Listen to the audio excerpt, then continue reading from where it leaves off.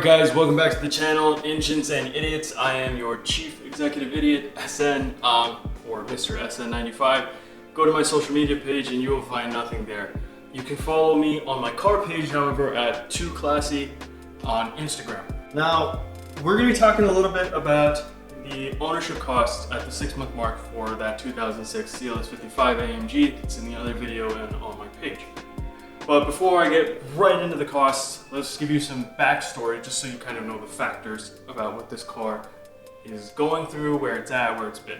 So this car is a, like I said, 2006 CLS55. However, the 9th digit on the VIN code is a 5, not a 6. So this one was in the States in 2005, very, very early on.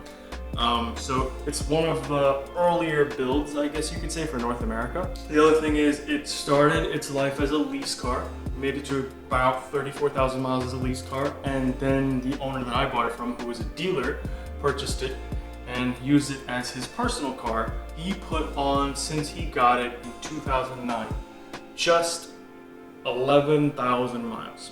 So the car when I bought it was just around 46-ish, 47-ish thousand miles total. And this guy had kept it in the garage, and basically he would use it on Halloween and stuff to take his grandkids around, which is sweet, and it's a nice car to do that kind of thing.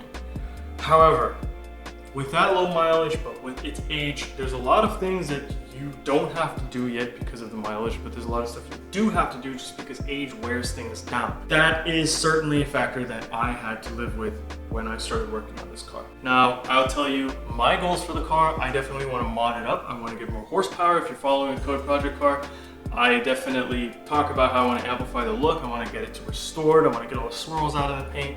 So there's going to be some money spent because I'm a perfectionist, and that's just what it is. I'm not trying to ball on a budget with this car. I really think this is something special that I have, and I want to treat it as such. Let's get right into it. I have a phone here with a lot of stuff that I have written down in terms of price, so we'll go over that list. First things first, day 3 that I had the car, aromatic suspension on the driver's side failed. Just popped, just hissed. I was standing here in the driveway with my friend, and boom! And he just looked at me and said, "Was that your car?" And I said, "I hope not." But it was my car. So 4 days after that, I took it out of the garage very slowly so that I could turn it around and bring it in so I could at least jack it up and see what's going on the other side. When I went to do that, however, I was coming up the driveway at a slight angle. The other air shock failed and it fell right down on the tire and bent the fender out. So I was fed up with aromatic at this point, even though I had originally intended to keep it because I love the convenience, I love the look, but too bad. I opted to get BC coilovers, and so BC coilovers are $995 for this car. And you also have to get W211 non-aromatic rear lower control arms from a car that had steel springs in the back. That was $300 from FCP Euro, and I had to address that nasty fender damage that had occurred. So I found another CLS55 AMG. It was basically a donor car at a junkyard, which had a good condition fender, just a very light scratch on the side that I could fix. And it was the same color, iridium silver. So I got that shipped with tax over here for $350. Now, while I was doing the coilover job with my brother, we noticed the front sway bar links had gone bad on both sides. So that was 40 bucks. We also did the front Brembo rotors. Those are $100 a piece, so 200 bucks. We also, while we were there, had to buy a whole bunch of miscellaneous tools, 60 bucks. Now we're gonna get on to some of the maintenance items that you kind of have to do at the mileage that I'm at. There is a major 50,000 mile service, and I am following the Mercedes owner's manual and service book as best as I can. Valve cover gaskets are leaking. The kit and doing all, getting the sealant and all that for that, maybe $150. I haven't bought it yet, so I'm not gonna include it in this video. I will include it in the 12-month video. I have also to do the rear main seal job because it is leaking. I have not done it yet, but Matt at Legacy Works in Cypress, Texas, which is a suburb of Houston, has quoted me for parts and labor $800. I have not done that yet, so we're gonna get that off the screen as well. And let's see what else. I have to install motor mounts, and I have opted to go with the polyurethane creative steel units that are $300 for a pair. Now, while I'm taking the motor mounts out, I definitely want to address those headers because those stock exhaust manifolds are restricting so much power. Whether or not I go with shorty, mid-length, or long tube headers is yet to be seen, because this year I'm only trying to get the car to somewhere around 550-ish horsepower, and next year in 2022, we'll see the big numbers. That's another cost that we have not yet spent, so I'm not going to worry about that. But here's what we have spent. The first oil change kit from FCP Euro for this car, 9 quarts of oil, 2 drain plugs, 2 washers, and a new oil filter, $90. Not horrible at all. That's 9 quarts of liquid moly oil for $90. Not bad. Second thing, transmission service kit, conductor plate, filter, gasket, fluids, all the miscellaneous bits that go with that, $270. Already bought it. This car has 8 cylinders with 2 spark plugs aside. Thank you, Mercedes. That's 16 spark plugs at $135. Already got it. What else do we have to do? We have to do the idler pulley on the right. I got a Fender unit. It's a smooth one without the grooves. $20. I got UPD's Supercharger tensioner pulley. That was $120. And I got the UPD Supercharger serpentine pulley assembly. That was $160. It's listed for $185, but UPD gave me a deal. Now, some other things while I'm under the car doing all this kind of stuff. Differential oil. We're gonna drain the differential fluid and put in new differential fluid. It's not differential oil. Did I say differential oil? I said differential oil, didn't I? It's differential fluid. Doesn't matter. Whatever. It's gear oil. $20 for 2 liters. Supercharger fluid, which is basically mobile jet fuel 2, $30 for a bucket. You won't even need the whole thing. That's good for like the life of the car, effectively. How many ever times you want to replace the supercharger fluid. While I'm under the car as well, I got a Cortecu transmission mount. That was only $18. We'll round that up to 20. Now we'll get into some of the mod sort of stuff. It's not really a mod in my opinion, because this car does have heat soak issues. It suffers from that.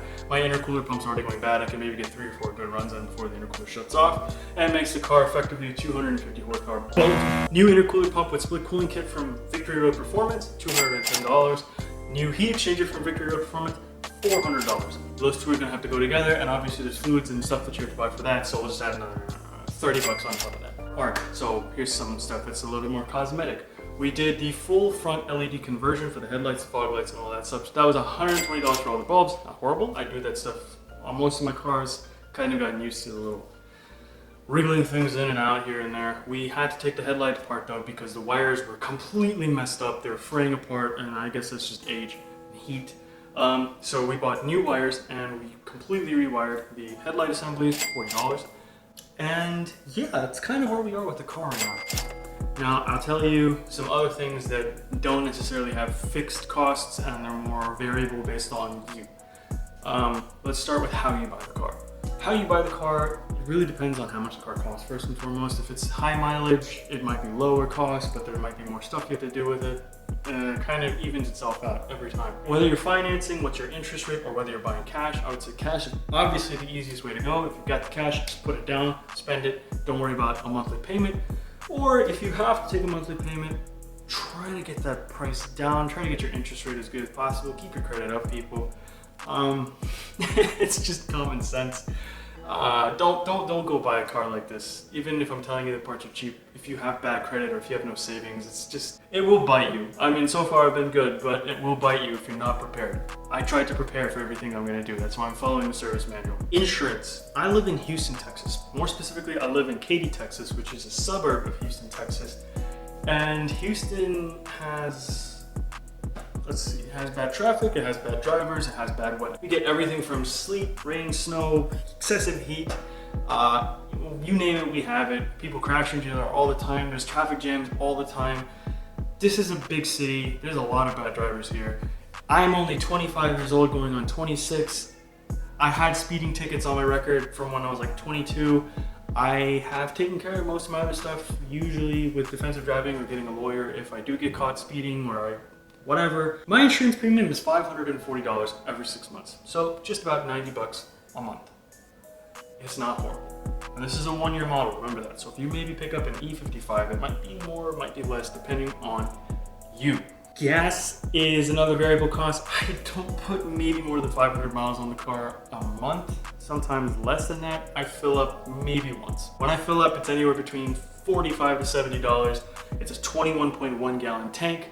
gas here goes anywhere between $2.60 for premium back in December to about $3.30 now. Anyway guys, I'm gonna get to installing some of the stuff that I've mentioned and filming it, documenting it in Code Project Car episode 2 for the CLS55 AMG. But for the time being, thank you so much for tuning in and watching Engines and Idiots, this vlog mini-series ownership thing, 6-month, whatever you want to call it. I will definitely be doing another one at the 12-month mark where I'll be addressing all of this and all the other stuff that we kind of tabled to the side for the time being. Once again, thank you for watching. Please make sure to like, subscribe, and share. It really helps us out. Really trying to teach everybody about the M113K platform and what it can potentially do for your enjoyment.